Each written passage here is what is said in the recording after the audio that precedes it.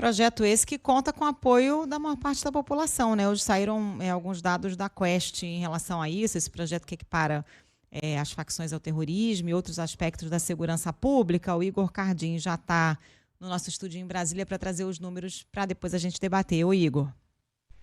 Oi, Carol. Pois é, essa pesquisa mostra que 72% dos moradores do Rio de Janeiro defendem a proposta de enquadrar facções criminosas como grupos terroristas.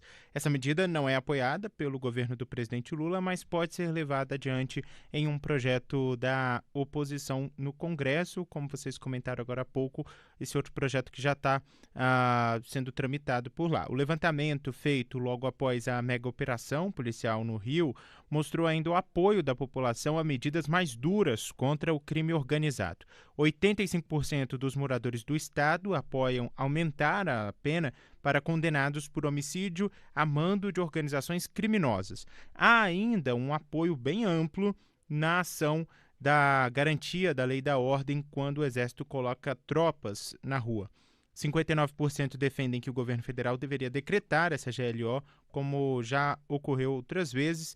Já aquela PEC da segurança proposta pelo governo, que está tramitando no Congresso, tem apoio de 52% dos fluminenses. Essa pesquisa avaliou ainda outras propostas, como o uso de câmeras pelos policiais, apoiada por 81%, e a adoção da pena de morte para quem comete crime grave, apoiada por 58%. Aquela frase, bandido bom é bandido morto, divide opiniões, apoiada por 51% dos entrevistados. E aí, 64% dos moradores do estado do Rio de Janeiro aprovaram a mega operação policial e a aprovação da gestão do governador do Rio, Cláudio Castro, que subiu 10 pontos percentuais depois dessa operação. O levantamento mostrou ainda que o índice de entrevistados que aprovam a administração estadual subiu de 43%, registrado em agosto, para 53%. A pesquisa ouviu 1.500 pessoas entre os dias 30 e 31 de outubro, em 40 municípios do Rio. A margem de erro é de 3 pontos percentuais, Carol. Obrigada, Igor. São números que ilustram por que o governo está sendo tão cauteloso ao comentar essa pauta da segurança pública, né, Vera? Não só o governo federal, aqui no Rio também o prefeito Eduardo Paes. É um assunto espinhoso, né? Assunto espinhoso e mostra, Carol, que esse problema realmente atingiu ali um ápice, né? Ele hoje em dia impacta a vida da população de uma maneira muito forte. Mais forte até do que a gente imagina, analisando a partir de dados, a partir da doutrina, a partir da literatura sobre esse tema da segurança. Quando a gente pensa na maneira como se dá hoje em dia a dominação territorial de facções como o Comando Vermelho, PCC e outras, né? Principalmente aí no Rio, mas na Bahia, no Ceará, aqui em São Paulo em uma escala menor, se dá na base do jugo da população, estabelecendo muitas vezes métodos de tortura muito cruéis.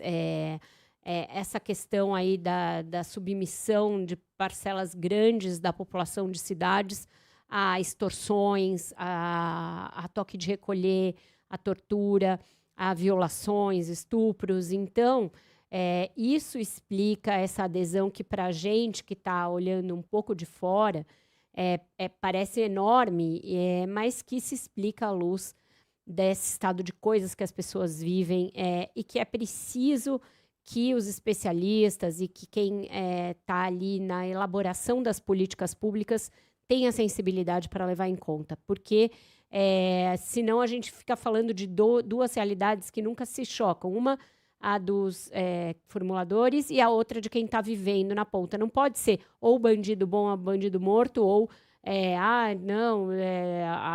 gente tem só que dar escola e não tem que combater. Não podem ser dois extremos.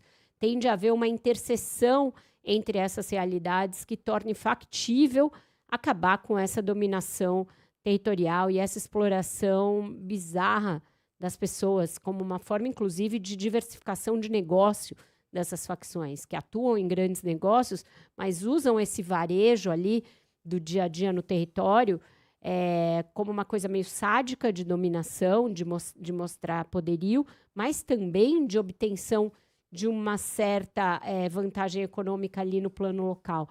Então, algumas coisas dessa pesquisa a gente sabe que demonstram esse desespero da população, mas que não vão levar a nada. Por exemplo, pena de morte nunca vai ser aprovada no nosso ordenamento jurídico, porque a nossa Constituição coloca como cláusula pétrea que não haverá pena de morte. Então, a gente precisa sair do calor desse momento, esperar um pouco a poeira baixar, porque aí esse apoio tende a arrefecer também um pouco e a racionalidade volta a dominar um pouco o debate.